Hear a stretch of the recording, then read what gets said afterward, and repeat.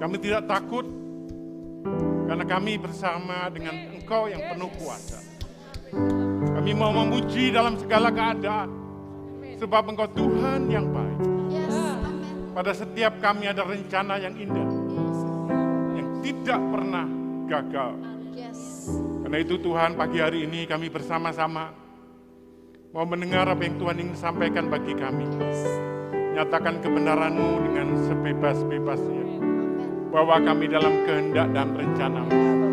Tegur dan nasihati kami, supaya kehendak-Mu itu terjadi dalam hidup kami.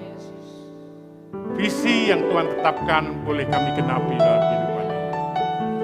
Terpujilah Engkau Tuhan, dalam nama Yesus kami berdoa, kami mengucap syukur. Amin. Bapak Ibu, mari kita beri tepuk tangan untuk Tuhan. Silakan duduk.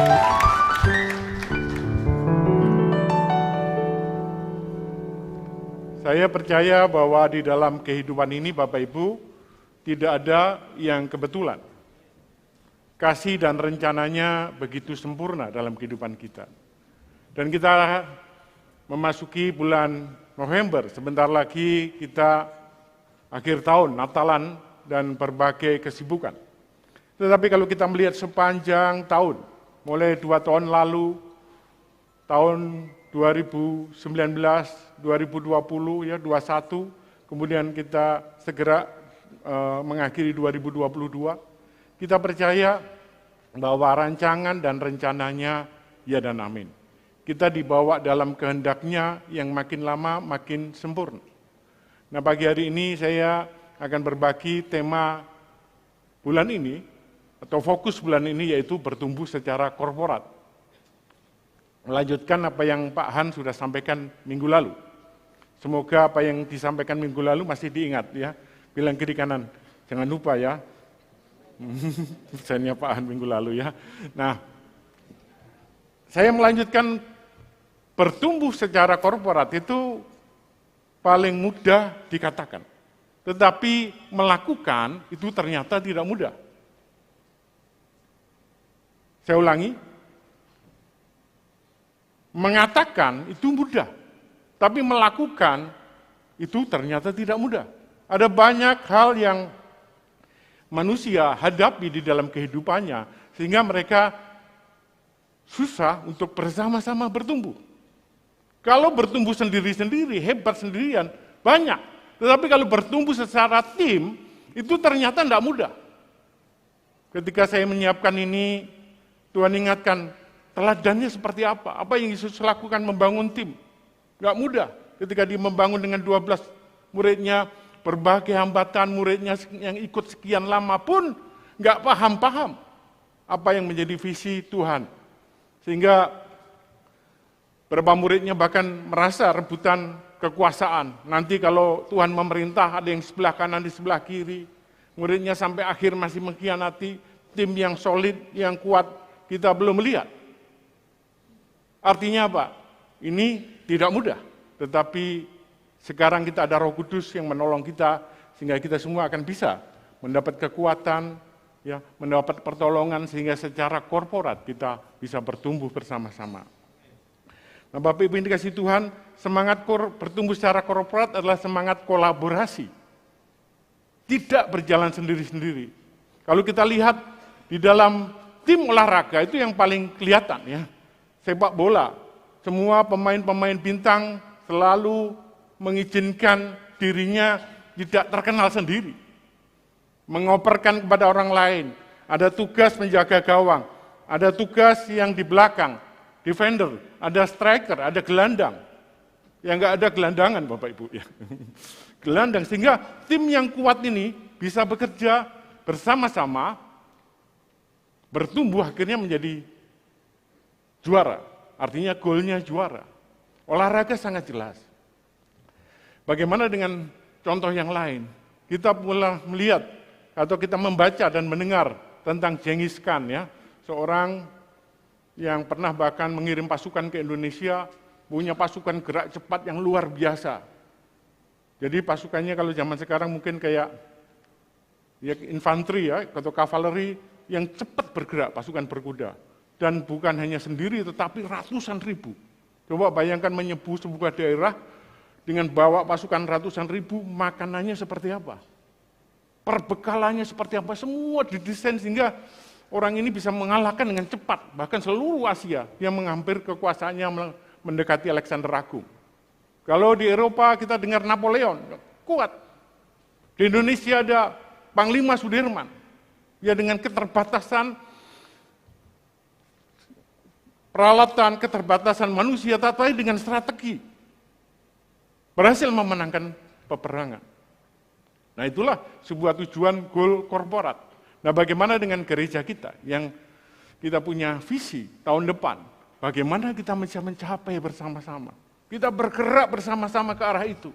Sehingga tidak ada satupun yang ditinggalkan. Sehingga kita mencontoh apa yang para orang-orang besar ini. Pahlawan-pahlawan yang sejarah tulis. Sehingga kita bisa membawa seluruh tim kepada kehendak dan rencana Tuhan. Tentu ini tidak mudah sekali lagi. Tetapi kita percaya bahwa pertolongan Tuhan Yesus melalui Roh Kudus-Nya kita semua akan bisa. Mari kita beri tepuk tangan untuk Tuhan ya. Bilang kiri kanan kita akan bisa oleh pertolongan Tuhan ya. Nah, Bapak Ibu, karena kalau kita tidak mengerti ini banyak sekali energi kita, kekuatan kita itu hilang karena tidak sinkronnya sebuah kolaborasi. Di dalam manajemen sederhana misalnya, kalau kita menyuruh orang untuk membangun atau melakukan perbaikan, katakanlah lemari rusak, kemudian yuk beli paku, kemudian baru ingat, oh kita butuh ini, beli lagi, kemudian dikerjain, oh kurang lagi, apa? Lem, ambil lagi, akhirnya 5 kali dia bisa pergi, 6 kali. Tetapi lain kalau kita sama-sama mengerti ini, kemudian duduk dulu yuk kita duduk, kita mau memperbaiki. Apa ya yang dibutuhkan? Oh ini, kemudian kita list. Setelah kita list, kemudian cek, mana toko yang paling murah? Yang kualitasnya baik. Bukan hanya berhenti di situ. Kemudian kita tanya jam berapa ya kita bisa beli. Sehingga, oh ada orang yang lewat sana, tim kita. Jadi nggak perlu ngeluarin banyak. Sehingga semuanya bisa efisien. Ya, makanya seseorang yang karyawan baru, ada karyawan baru yang sangat potensi, digaji lebih baik, pangkatnya cepat naik, yang lama suka marah. Pak, mestinya saya yang jadi supervisor, mestinya saya yang jadi manajer. Saya sudah lama, saya sudah melakukan banyak, saya setia sama Bapak. Terus bosnya bingung menjelaskan, dipanggil, sini, kenapa sih kamu kok nggak naik-naik? Yang baru 6 bulan sudah jadi atasanmu. Coba sekarang, saya tugasi diambil tugas. Tolong besok kamu siapin ya, ada tamu dari Korea, dia pesen sukanya semangka, siap. Dia beli semangka. Kemudian ternyata orang tamunya itu nggak suka semangka merah. Oh ganti, pergi lagi dia. Kemudian dia tanya, ini belinya berapa kilo? Tanya lagi. Iya kan? Kemudian apa lagi? Disajikan jam berapa? Nggak jelas, tapi satunya staf baru itu dengan jelas tanya, oh Pak, kalau beli semangka, orang Korea itu suka semangka kuning. Biasanya ukuran sekian disajikan setelah makan, harganya segini kalau kita beli segini. Saya mengusulkan kita beli di pasar ini Pak, harganya paling murah dan kualitasnya paling bagus. Akhirnya apa tuh? Lama, nggak selalu lebih baik. Mungkin kita merasa sudah lama ini saya sudah hafal. Pertanyaannya, engkau melakukan dengan benar nggak? Lama Tuhan saya jadi murid Kristus, tapi kita setia nggak? Kita bertumbuh nggak? Engkau bertumbuh sendiri atau bertumbuh bersama-sama? Di dalam sebuah komunitas. Karena Tuhan tidak mengajarin kita untuk hebat sendiri. Firman Tuhan selalu mengajari kepada kita, hendaklah engkau menganggap yang lain lebih utama. Kita bisa bergerak jauh memang sendiri, lakukan semua sendiri, tapi begitu sampai puncak, engkau akan kesepian. Kenapa? Engkau enggak mempersiapkan tim. Bergerak cepat semua bisa, enggak heran, kita akan lihat orang-orang seperti ini. Tetapi kalau dia membentuk tim dulu, kemudian bagi nilai, bagi visi, kemudian yuk bergerak bersama-sama. Ketika kita ada di tempat, kita bisa menikmati fellowship, sustain lama, dengan tim kita bisa menaklukkan. Itu yang dilakukan oleh para pahlawan-pahlawan di dunia ini. Tapi kita kembali ke Alkitab, firman Tuhan di dalam Pengkhotbah 4 ayat 12 mengatakan, dan bila mana seorang dapat dikalahkan, 2 orang akan dapat bertahan. Tali 3 lembar tak mudah diputuskan. Artinya kita butuh bertumbuh bersama, Bapak Ibu. Kita butuh bersama-sama ada tim. Maka seluruh fokus tahun depan, kita udah tentukan. Kita berharap, para pemimpin berharap semua bergerak tidak sendiri-sendiri, tapi di dalam komunitas. Bilang kata kuncinya komunitas. Kita mungkin komunitas-komunitas itu kemudian terkoneksi ketika apa? Ketika kita sama-sama mengingat Matius 8 ayat 20. Serigala punya liang, burung punya sarang, tapi anak manusia tidak punya tempat untuk meletakkan kepalanya. Poinnya apa? Yesus sedih melihat hari-hari ini semua maunya dipimpin dirinya sendiri. Dia nggak ada tempat meletakkan kepalanya, artinya apa? Banyak pribadi, banyak keluarga, banyak organisasi dipimpin oleh ambisinya sendiri. Hidupnya dipimpin oleh keinginan sendiri. Keluarga dipimpin oleh keinginan sendiri. Dia lupa bahwa Yesus adalah kepala dari segala sesuatu. Katakan amin. Maka kebenaran yang sesungguhnya adalah kita mesti setiap sebelum mengambil keputusan apapun, datang sama Tuhan, jadikan dia kepala. Tuhan, Engkau yang memutuskan hidupku. Engkau tahu yang terbaik. Menurut aku memang saya bisa memilih ini, pertimbangan ini. Tapi Tuhan, Engkau boleh intervensi dalam hidupku. Kalau ternyata keinginanku, ambisiku, semuanya membuat aku sombong dan menghancurkan hidupku sendiri, Tuhan intervensi. Aku mau taat kepadamu, sekalipun dagingku memilih pilihanku sendiri. Tapi rohku, aku mau taat kepada roh dan kebenaran. Katakan amin. Nah ini Bapak Ibu, kalau kita mau bersama-sama pergi menikmati ya. Kemarin Pak Han cerita habis survei tempat sama Pak Tepi dan kawan-kawannya. Wah tempatnya indah. Saya bilang, kalau kita pergi sendiri gak enak, sepi, sunyi. Tapi coba kalau kita pergi bersama-sama, bilang, benar nggak kita bisa ngopi bareng, ya, fellowship bareng, diskusi bareng. Bilang kiri kanan, kita saling membutuhkan. Amin Bapak Ibu. Nah, Bapak Ibu yang dikasih Tuhan, ada banyak kolaborasi yang lemah. Kolaborasi itu ternyata nggak mudah. Kita punya ego, punya keinginan, punya harapan yang kadang-kadang berbeda dengan keinginan orang lain. Kita waktu retreat bersama Pak Han beberapa waktu yang lalu diuji ya. Kalau kita sama-sama, poinnya cuma 1. Semua dapat 1, ada 10 grup. Tetapi kalau ada yang berbeda sendiri, maka yang berbeda dapat poin 4. Yang lain minus. Mereka janjian, 10 grup janjian. Begitu diangkat, ada 1 grup yang mengkhianati. Dia dapat poin 4. Karena keinginan mendapatkan poin lebih tinggi dari yang lain negatif. Artinya, Bapak Ibu, kolaborasi yang lemah, itu bisa menimbulkan problem. Kenapa? Kekuatan tergantung di titik terlemah.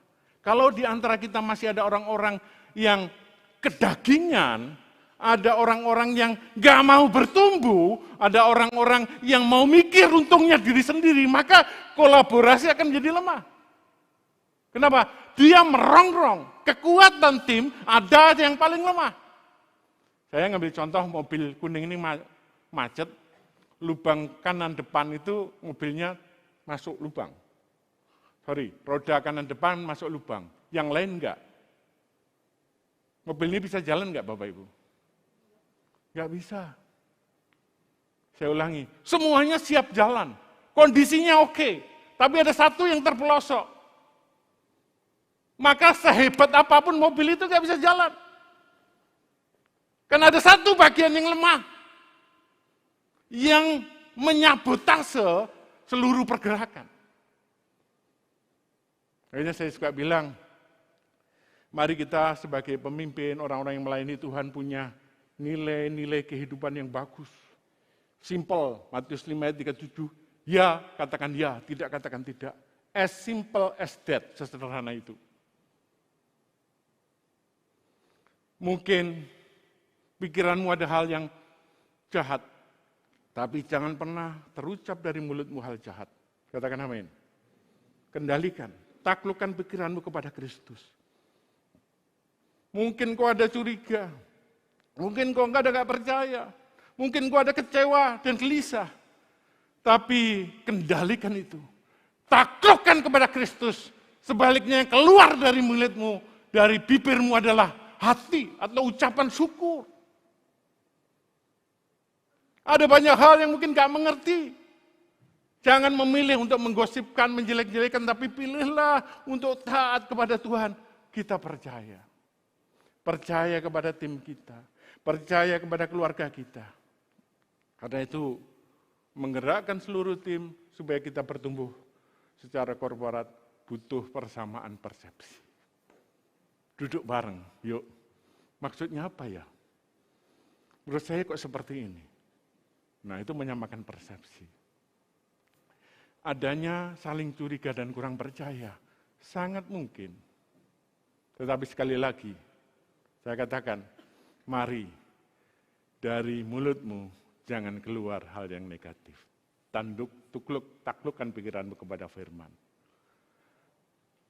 Berkata yang baik atau diam. Ulangi, tirukan kata-kata saya. Saya berkata yang baik atau diam. Wow, keren itu. Jadi, mari kita memuji orang, mari kita memberikan encouragement, mari kita memberikan dukungan, jangan berdiam diri. Jangan, karena kalau berdiam diri itu tidak memberikan nilai tambah bagi orang itu. Ketika pagi hari engkau datang ke gereja, lebih awal, datangi orang, kemudian salami.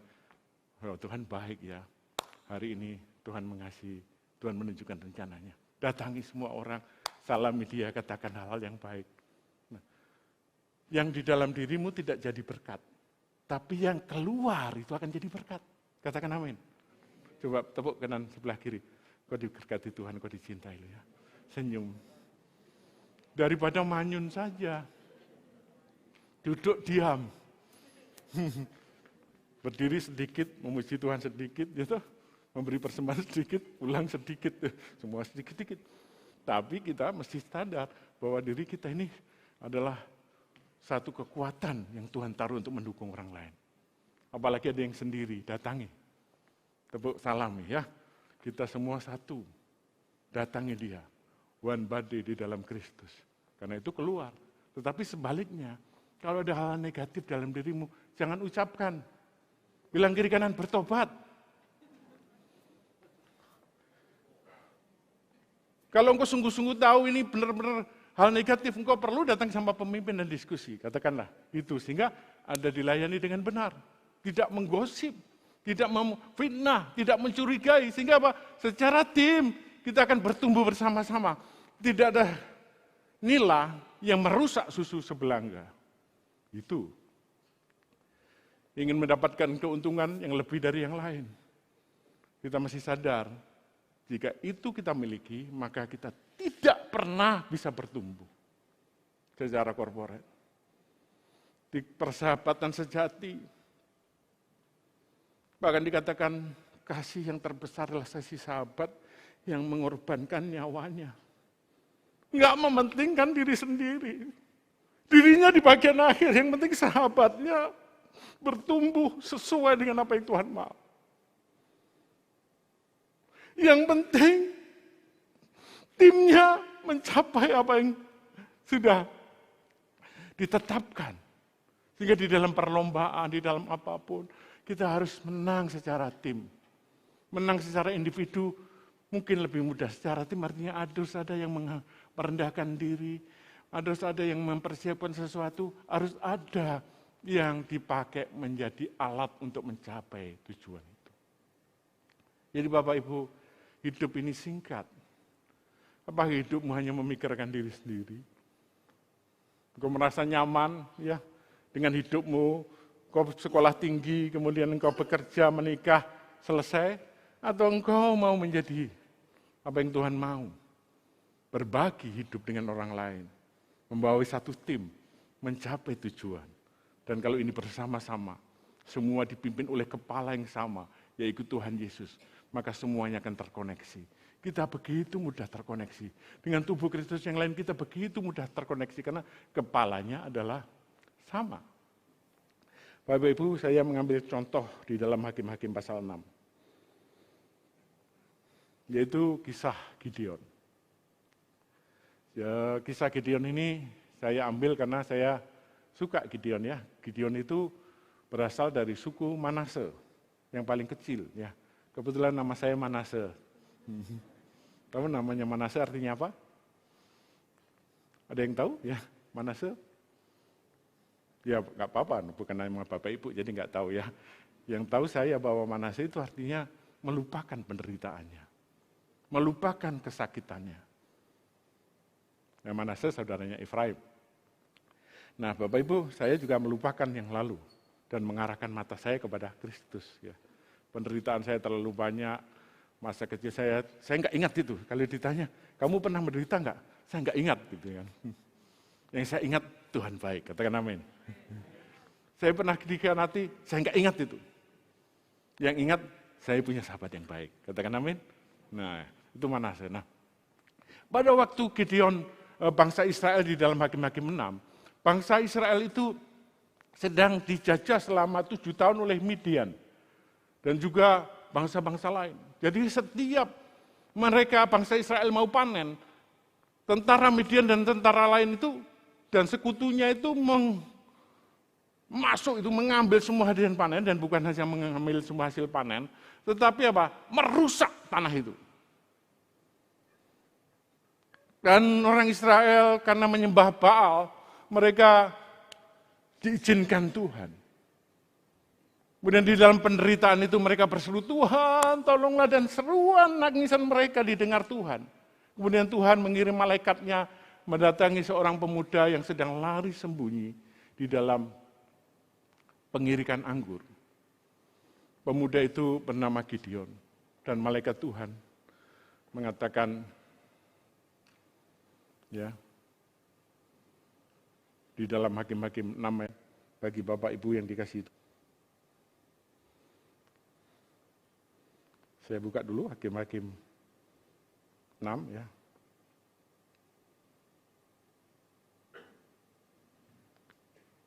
Malaikat Tuhan menampakkan diri kepadanya dan berfirman kepadanya, demikian, Tuhan menyertai engkau, ia pahlawan yang gagah berani.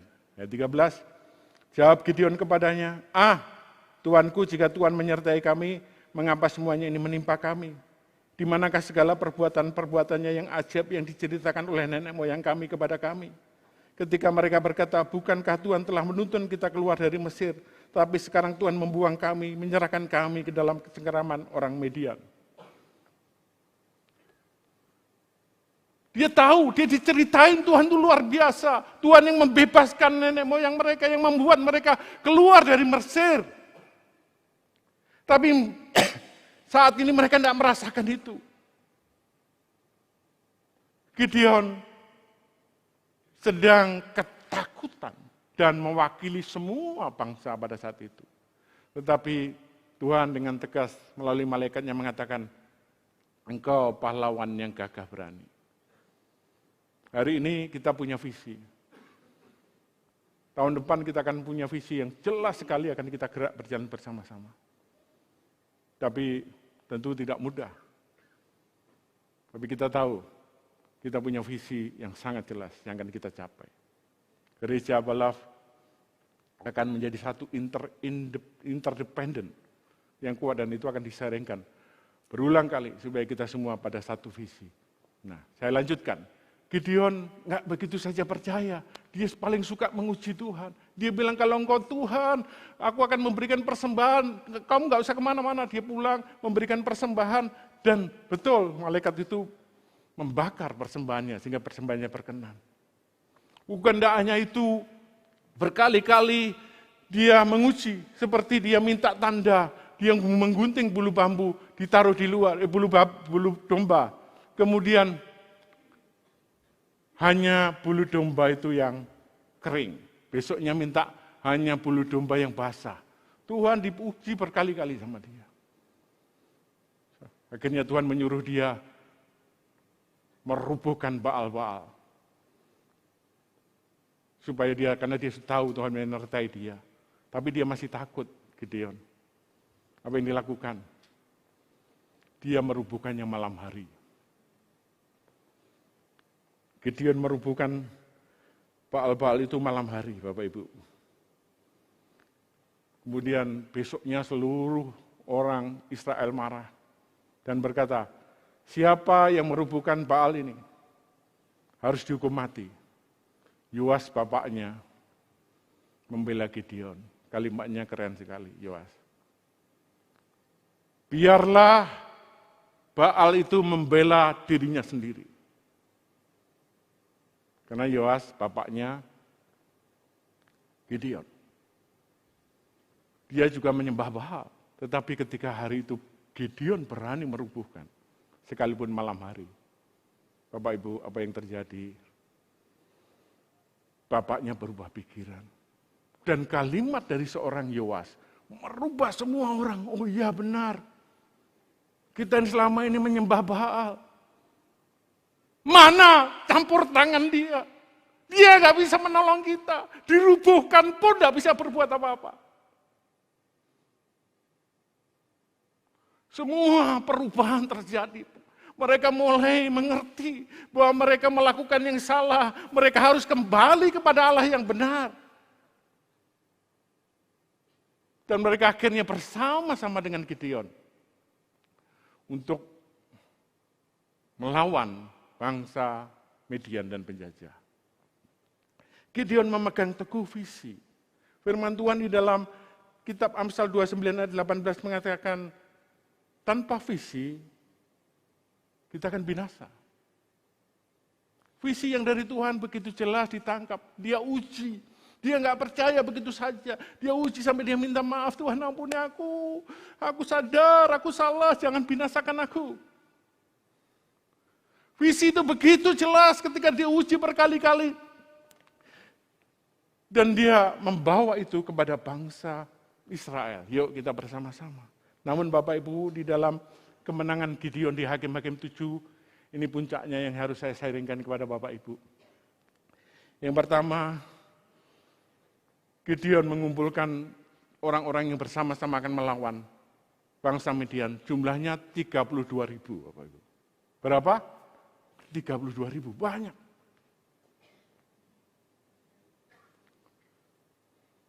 Bangsa Midian lebih banyak, ratusan ribu. Masih kecil dibandingkan bangsa Midian. Tapi Tuhan berkata kepada Gideon, Gideon, itu masih terlalu banyak. Kurangi yang takut, yang gentar, yang gampang teriak-teriak, suruh pulang. Saya punya anjing kecil, Bapak Ibu, dapat dari Cianjur, kecil tapi lucu sekali. Terus kalau kita datangi, kita ngomong kasar sedikit, kita pegang, ada videonya. Dia teriaknya luar biasa, lebay. Wow, pak, gitu sakit. Waduh, kecil tapi gampang sekali takut, lebay. Saya kasih nama Tesla Hamilton, anak saya yang ngasih nama. Anjing ketiga saya, keempat sebenarnya. Karena yang ketiga anjing saya terlalu besar, kita taruh di luar kota. Namanya Thor ya, ini yang keempat. Itu lebay banget. Tadi pagi sebelum saya ke pasar, ketika dipanggil dia lari jatuh, kepleset sendiri. Teriak-teriaknya luar biasa, kayak disakiti itu. Kaing, masih kecil gitu. Lebay. Saya bilang, wah saya ingat kalau Gideon lihat kayak gini, suruh pulang orang kayak gini. Bayangkan kita butuh tenaga banyak ini. Lawan kita ratusan ribu, tidak mudah. Tapi Tuhan bilang apa? Terlalu banyak yang takut, yang gentar. Nanti kita perang loh, nggak pesta ini. Nggak retreat, happy-happy, enggak. Kita perang, belum tentu kita pulang hidup. Yang ragu-ragu, pulang. Yang pulang berapa Bapak Ibu? 22.000. Kenapa seperti itu? Tuhan mau. Jangan nanti kalau kamu menang terus bilang, kita orangnya banyak nih. Kita keren. Kau tidak boleh lupa, yang mengerjakan itu Tuhan, kepalamu. Katakan amin. Karena itu kalau kita lihat, teliti firman Tuhan. Makin besar kekuatan kita, Tuhan intervensinya makin kecil. Ketika Tuhan memberi makan 5.000 orang, 5 roti dan 2 ikan, betul nggak? Sisanya 12 bakul. Ketika memberi makan 4.000 orang, yang punya 7 ikan, rotinya lebih banyak dan beberapa. Sisanya cuma tuh kurang dari 12 bakul. Artinya Bapak Ibu, kekuatan Tuhan itu makin nyata di dalam kelemahan kita, katakan amin. Karena itu kita butuh berdoa, kita sadar. Kalau kita tidak berdoa, kita sedang mengirim pesan, aku ini sombong. Aku ini pasti jatuh. Yuk, kita mau bergerak bersama-sama. Ada nggak yang mau doa pagi bareng? Bilang kiri kanan, aku tahu yang dimaksud. Mau nggak kita sama-sama di dalam komsel terikat bersama-sama ya doa. Tahun depan kita akan bukan hanya doa online, kita mulai datang bersama-sama. Tapi mau nggak kita? Karena kekuatan kita itu bukan banyaknya, tetapi orang-orang yang mau tidak takut. Itu sama dengan 2 Timotius 2 ayat 2. Apa yang aku dengar daripada aku sampaikan kepada orang yang apa? Dapat dipercaya. Attitude, karakter. Itu yang nomor 1. Sama, prosesnya sama. Kalau ketakut, pulang.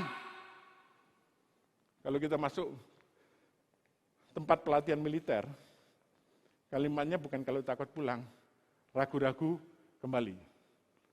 Itu tentara mengutip apa yang Gideon itu. Kita butuh orang-orang yang gak ragu-ragu. Yang kau ragukan itu siapa?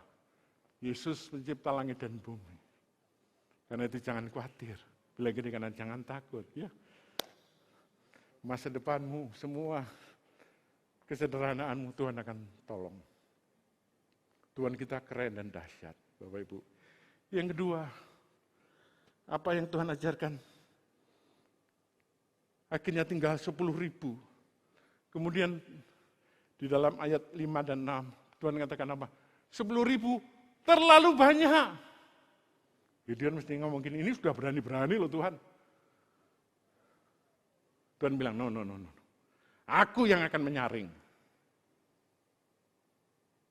Suruh mereka minum di sungai. Ada yang minum seperti anjing langsung menjilat, ada yang pakai tangan diambil dulu.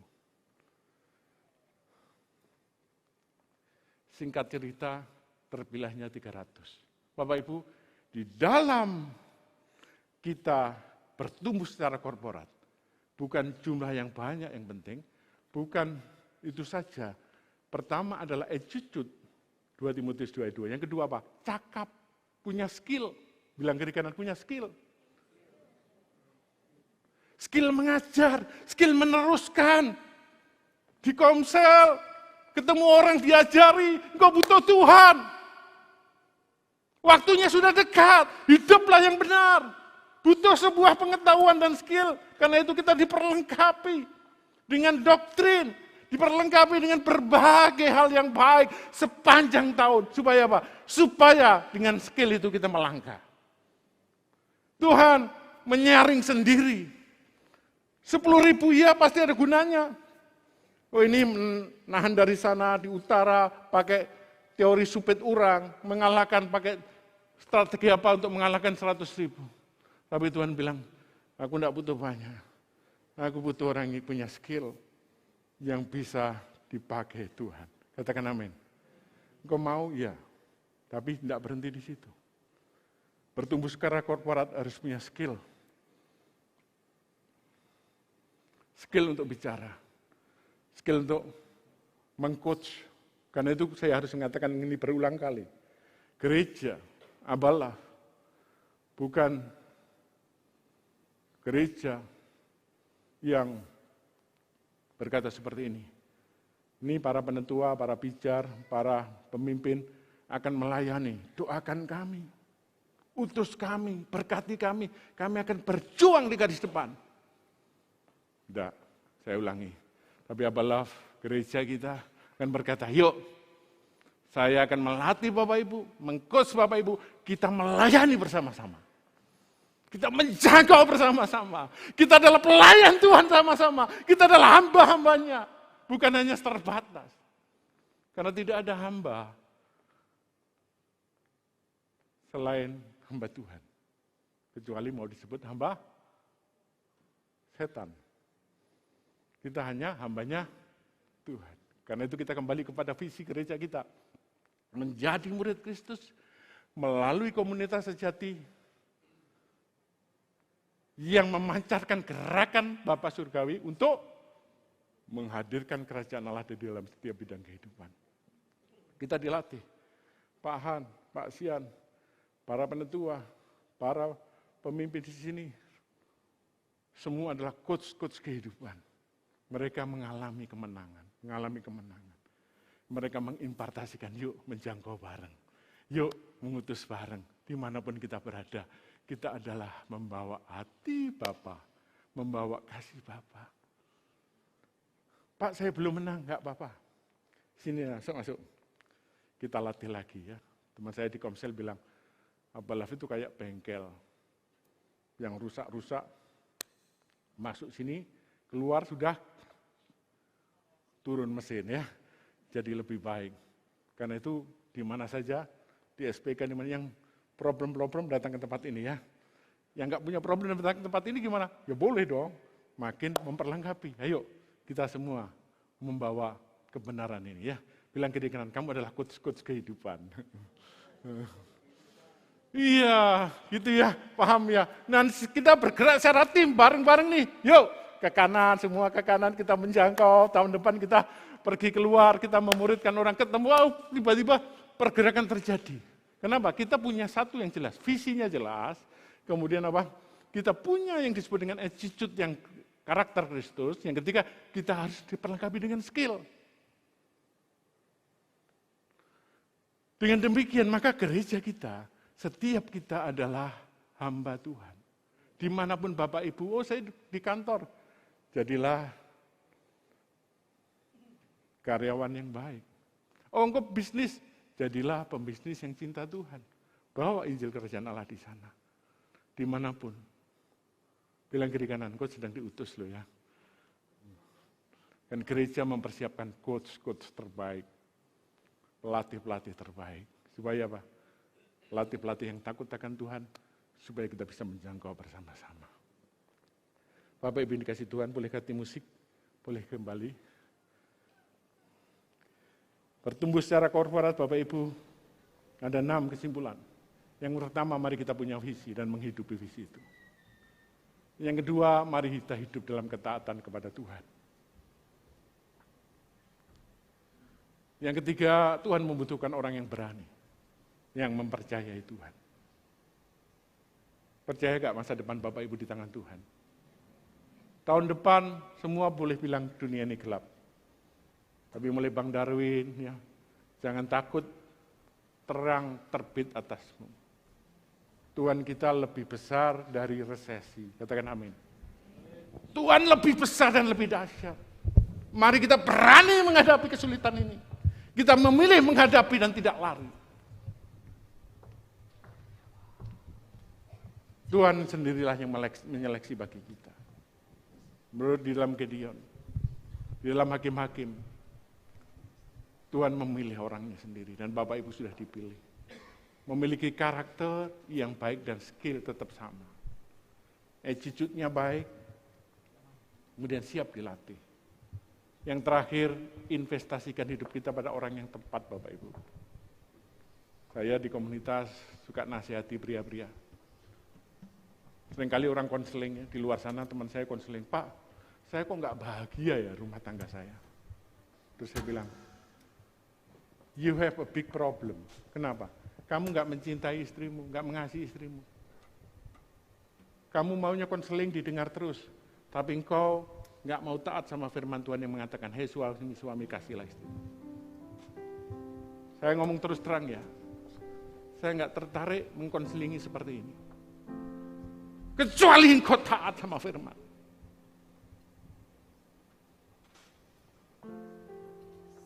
Pria-pria setia sama pasangan itu ada waktu mudamu, yaitu ketika engkau menikah. Ada lagi berkata, Pak, saya ingin dibina Pak, supaya kehidupan saya lebih baik. Mau taat firman. Iya Pak, saya coba.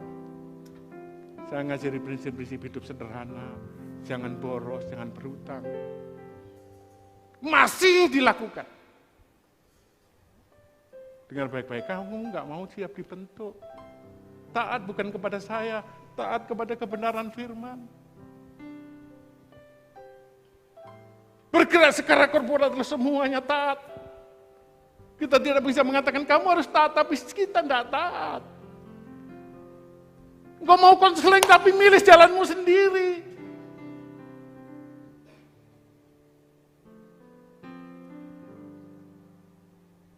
Taat kepada firman itu kuncinya. Mungkin kita nggak populer, nggak terkenal, nggak ada masalah. Yang meninggikan kita itu Tuhan. Tapi taat sama firman. Setia pada pasanganmu. Hidup sederhana. Menyiapkan masa sulit. Tidak sombong. Menanggalkan semua beban yang begitu merintangi. Fokus Bapak Ibu. Kita hanya bisa bertumbuh kalau kita taat sama firman.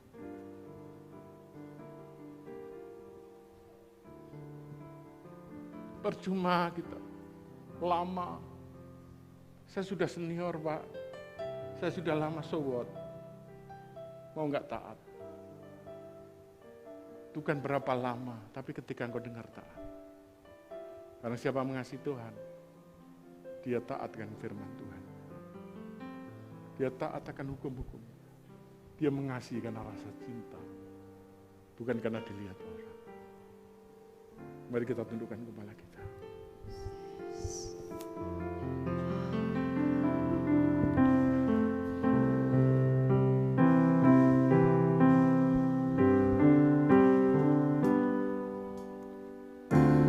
Tak usah takut aku, sebab Kau sertaku. Tak usah